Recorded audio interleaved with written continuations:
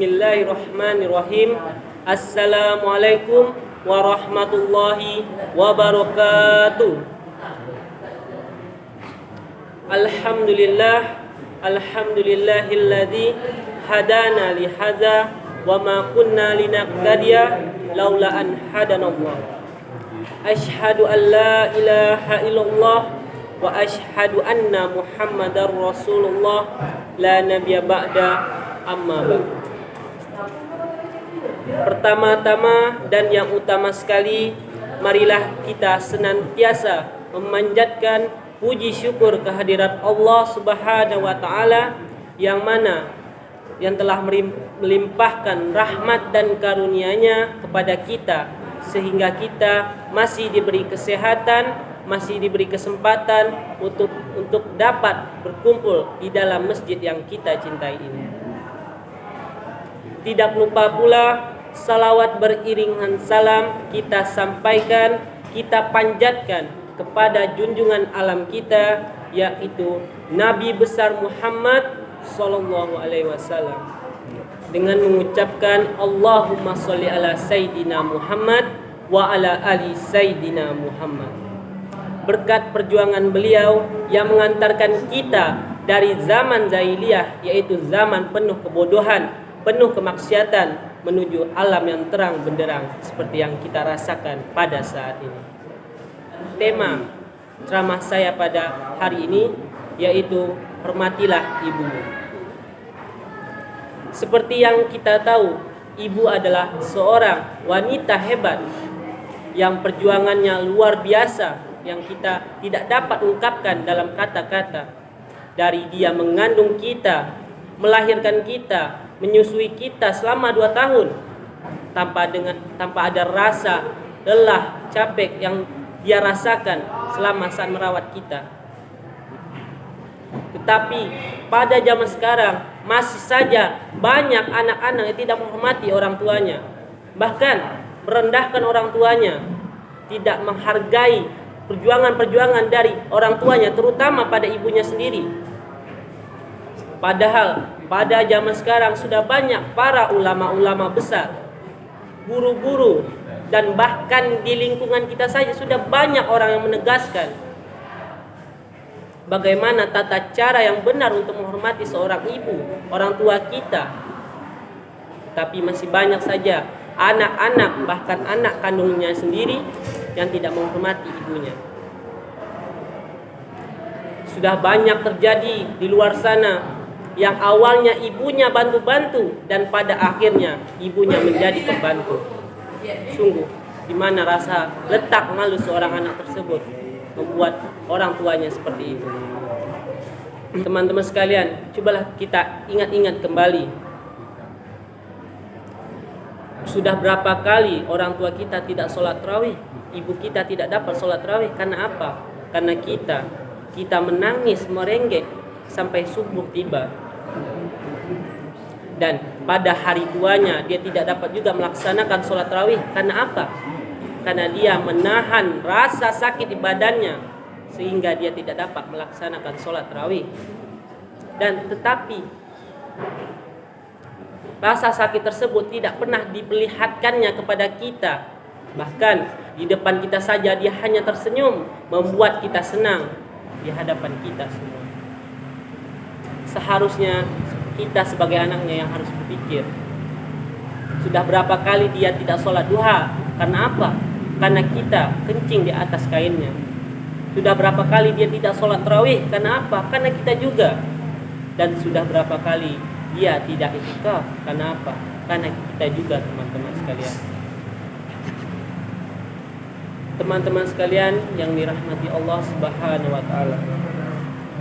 Andaikan saja orang tua kita, terutama ibu kita, pada waktu ini, pada kesempatan ini masih hidup dan sehat, datanglah kepadanya, cium tangannya, peluk tubuhnya, mintalah doa restu terhadapnya. Bahkan doa yang kita tidak minta pun dia tetap mendoakan kita. Akan tetapi bagi teman-teman sekalian yang orang tuanya, terutama ibunya yang sudah meninggal, jangan lupa pula untuk selalu mendoakan dengan membacakan doa Bismillahirrahmanirrahim.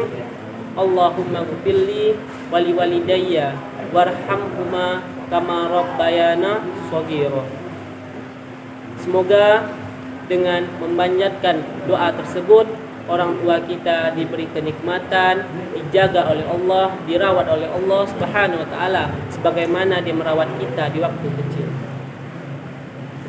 Teman-teman sekalian yang dirahmati Allah Subhanahu wa taala, merenggang nyawa ibu kita saat melahirkan kita, 9 bulan 10 hari kita menumpang di dalam perutnya, 2 tahun kita disusuinya.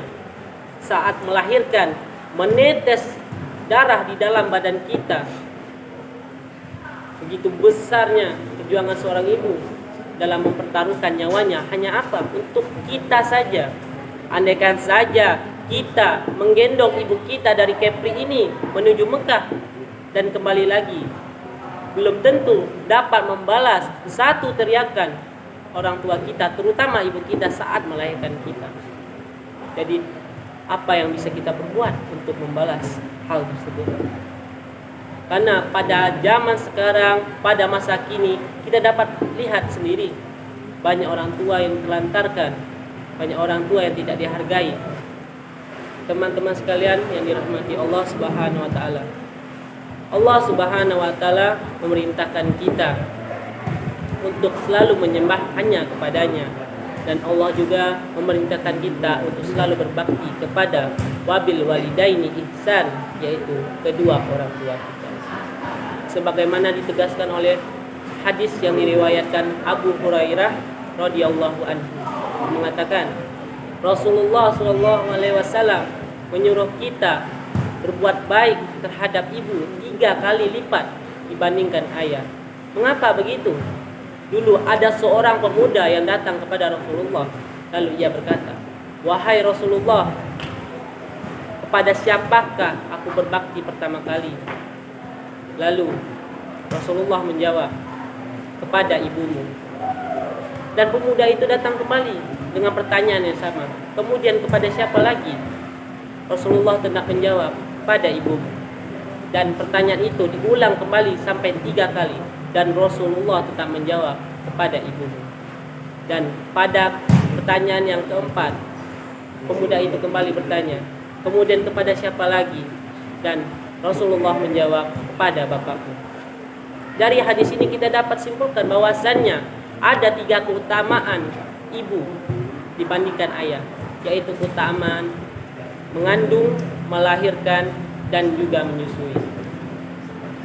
Oleh karena itu, janganlah kita melawan ibu kita. Jangan kita tidak menghargai ibu kita. Jika kau lawan ibu, kamu tidak akan mencium kebahagiaan di dunia maupun di akhirat. Jika kita ada keinginan atau impian yang kita inginkan untuk masa depan, mintalah doa restu terhadap orang tua kita, mintalah doa orang tua kita, karena sesungguhnya ridho Allah adalah bergantung kepada ridho orang tua kita.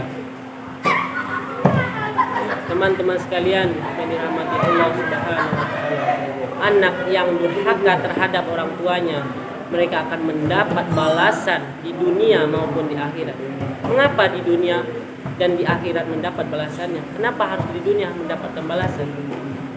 Yang di dunia ini bisa kita sebut sebagai DP-nya saja, dan di akhirat kelak kita akan mendapat balasan dari Allah Subhanahu wa taala sesuai dengan yang kita lakukan di dunia, yang bisa kita sebut sebagai cash-nya. Oleh karena itu, marilah teman-teman semua kita selalu menghormati ibu kita, kita jaga ibu kita rawat ibu kita sebagaimana dia merawat kita di waktu kecil. Dan kita buat mereka senang dengan perlakuan kita di dunia, tingkah laku kita. Dan begitu juga di sekolah dengan orang tua kita yang di sekolah, yaitu guru-guru. Kita buat mereka senang dengan tingkah laku kita, kita hormati mereka. Dan jangan sesekali membuat ibu kita mengeluarkan satu air mata, karena satu tetesan air mata dapat membuat hidup kita tidak senang di dunia maupun di akhirat. Baiklah, mungkin itu saja yang dapat saya sampaikan. Jika ada salah dan kurang, saya mohon maaf. Saya akhiri dengan sebuah pantun. Jalan-jalan ke kota Basrah, jangan lupa membeli salam dan buah mengkudu. Wabillahi taufik wal hidayah. Wassalamualaikum warahmatullahi wabarakatuh.